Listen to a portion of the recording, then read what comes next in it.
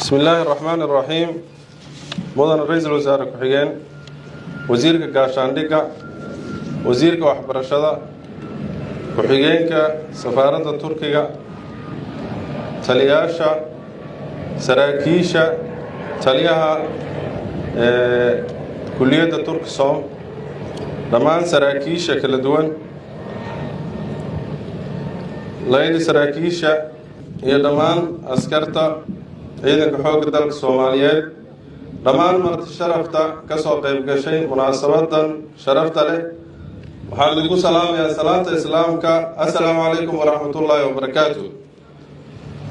maanta waa maalin weyn oo aan goobjoog u nahay saddex guulood oo waaweyn saddexdaas guulood oo ah furitaanka sanad dugsiyeedka 2025-2026 qalinjabinta ururka 204 guutada 20aad ee commandos gorgor qaybta koowaad ee ciidanka dhulka Soomaaliyeed iyo sidoo kale dhaalinta ururka 205aad ee guutada 20aad qaybta koowaad ciidanka gorgor ee xoogga dalka Soomaaliyeed runtii waxay noo tahay farxad weyn iyo damaashaad inaan inta la kulano dhammaan ardada kuwa qalin jabinaya kuwa cusub gabdho iyo wiilalba waxaad tihiin daljirayaasha qaranka waxaad tihiin taliyayaasha berri iyo hogaamiyaasha mustaqbalka meel kasta oo aad joogtaan waxaa la rabaa inaad dhowrtaan ballanka iyo cahdiga aad gasheen waxaad tihiin dadka ilaalinaya sharafta ummadda Soomaaliyeed iyo qarannimadkeena waxaad tihiin kuwii dalkan ka bixin lahaa baylahda uu yahay dal aan lahayn daljirayaal ilaaliya waa duunyo aan lahayn wax dad aan lahayn waa duunyo aan dad lahayn waxaa la rabaa inaad dalkan dhaartaad u dhaarateen iyo difaacaad u gasheen intaba aad uga soo baxdaan sida ay tahay waxaa la idinku tababaray dishibliin geesinimo wadajir waxaa waajib gaara idinku ah dhiigana aad u horeysaan difaaca dalkeenna diinteena iyo dadkeenna qaran aan awood lahayn xilligan la jooga adduunka wax qiimo ah kuma leh sidaas daraaddeed awoodda ay sugayaan shacabka Soomaaliyeed iyo qaranka Soomaaliyeed waa idinka hadda ka qalin jabinaya waxbarashada iyo kuliyaddan iyo tababarka aad barateen dhammaan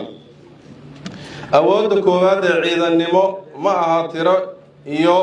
tayo laakiin waxaa weeye iyo hub waxaa weeye awoodda koowaad ee ciidannimadka kalsoonida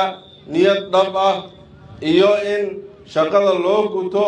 sidii loogu talagalay daacadna laga noqdo niyadana si dhab loogu qaato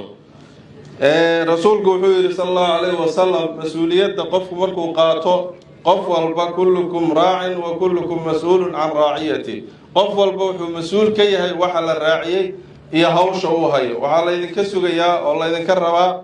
maanta hawsha aad qaadateen iyo dhaarta aad marteen iyo mas'uuliyadda aad qaadateen qof walba inuu ka soo baxo waxaan leeyahay ururka 205aad waxaad ku soo biirteen ciidanka xoogga dalka oo lagu yaqaan inuu si hagar la'aan ah u difaaco sharafta ummadda Soomaaliyeed iyo qarannimada dalkeena qiimaha leh